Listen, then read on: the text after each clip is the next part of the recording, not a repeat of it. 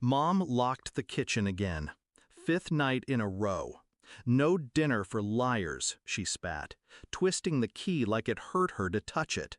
Dad nodded behind her. This is good for you, builds discipline. My stomach screamed louder than I did, but I smiled, quiet, careful. They thought I lied about eating.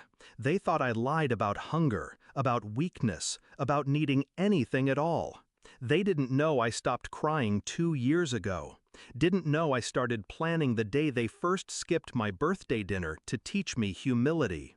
It was on the third day of no food when I fainted during morning assembly. The nurse gasped when she weighed me. Straight to 911.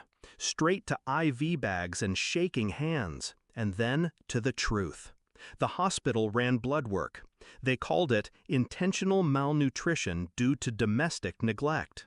I watched the nurse's face twist when I whispered, "They locked the kitchen, said I lied too much." She didn't ask more, she just wrote. And that was the beginning of the end. For them. You wouldn't guess it from the outside. Our house was big, painted, clean. Mom wore pearls to PTA. Dad coached the church basketball team. And me? I was the quiet one, the moody daughter. Too pale, too thin, too suspicious. They said I was dramatic, ungrateful, all while they starved me into silence. They weren't always monsters. When I was 7, Mom braided my hair every morning before school. When I was 9, Dad brought home chocolate chip pancakes on Fridays. But then I got older. I started asking questions.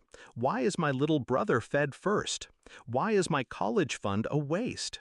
Why is it disrespect when I speak? The answers were always punishment. I kept a notebook under my mattress, documented everything. Dates, times, locked fridge, missing meals, bruises that never needed fists. Starvation is slow, but so is revenge. At the hospital, the nurse handed me a phone. "Anyone you trust to call?" she asked. I paused, then dialed Miss Carter, my old school counselor. She was the first person who ever asked if I was safe. And this time, I told her everything. CPS visited the house the next day.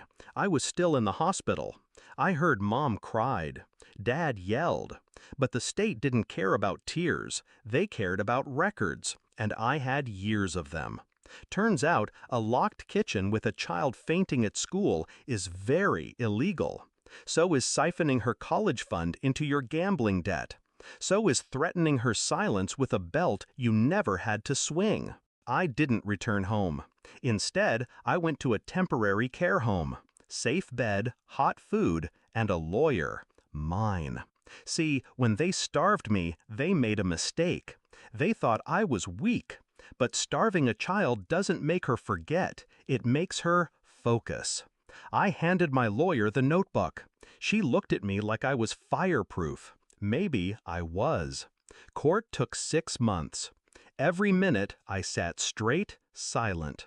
Mom sobbed on the stand. Dad ranted about disrespectful daughters. But the evidence was airtight. Photos, doctor's notes, bank statements, testimonies. Even my little brother cracked.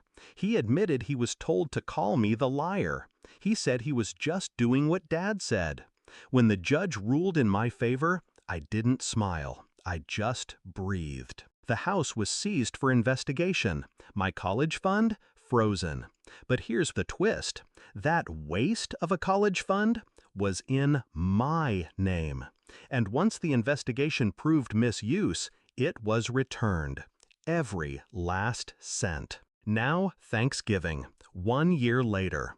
I'm at my aunt's. She believed me, took me in. She made turkey, mashed potatoes, apple pie from scratch.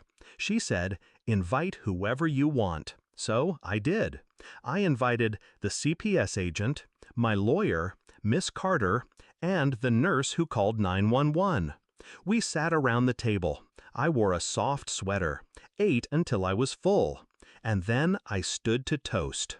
"To liars," I said, voice calm, knife sharp, especially the ones who locked their love behind kitchen doors.